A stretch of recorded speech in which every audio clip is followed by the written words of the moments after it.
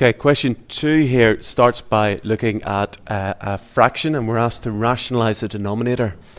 Now, rationalising the denominator means that we don't want any surds in the bottom line of our fraction. We want to make them rational numbers.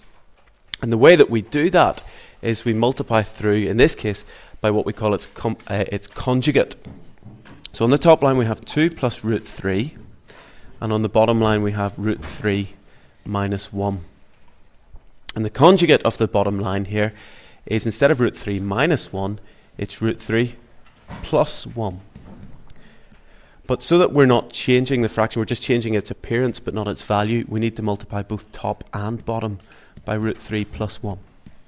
And that means essentially we're multiplying through by 1, and so not changing its value. On the bottom line of the fraction then, you can think of it as the difference of two squares if you wish. We could have root 3 times root 3 is 3. Take away 1 squared, so take away 1, which is 2. Okay.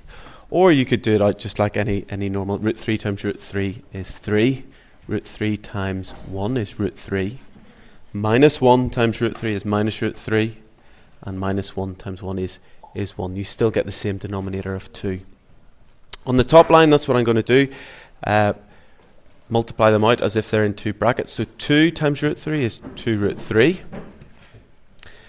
2 times 1 is 2. Root 3 times root 3 is 3. And root 3 times 1 is root 3.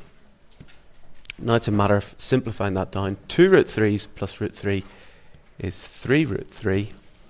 And 2 plus 3 is 5 plus 5. Now one last thing, we just double check, can we simplify it any? And because neither of these values, 3 or 5, is divisible by 2, we'll probably just leave it as 3 root 3 plus 5 all over 2. Okay. So that's, we've rationalised the denominator. You notice it's just a whole number now. Second part of this question then says, simplify this algebraic fraction.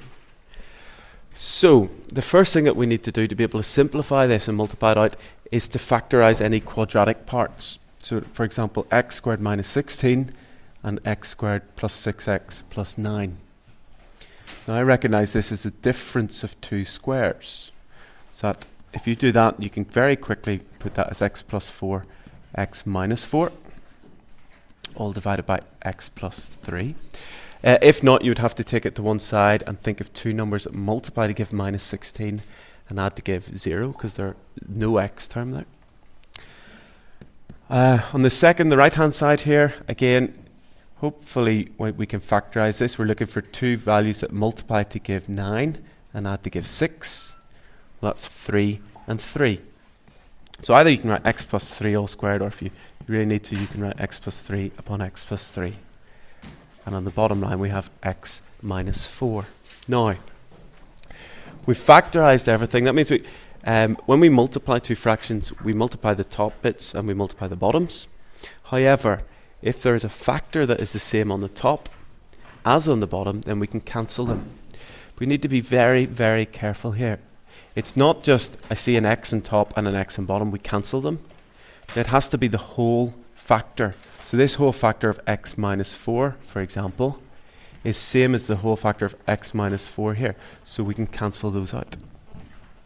This factor x minus 3 will cancel with x plus 3 and x plus 3. One on the top, one on the bottom. We can cancel them out. And so all we're left with then, left with ones here, if you wish. That's x plus 4 times or upon x plus 3. Okay, and so we've simplified this algebraic fraction and multiplication down. If we wished, we could multiply it out, I suppose, and write x squared plus 7x plus 12. But I think I'd be happy enough with it in the brackets, because this is as simple as it gets.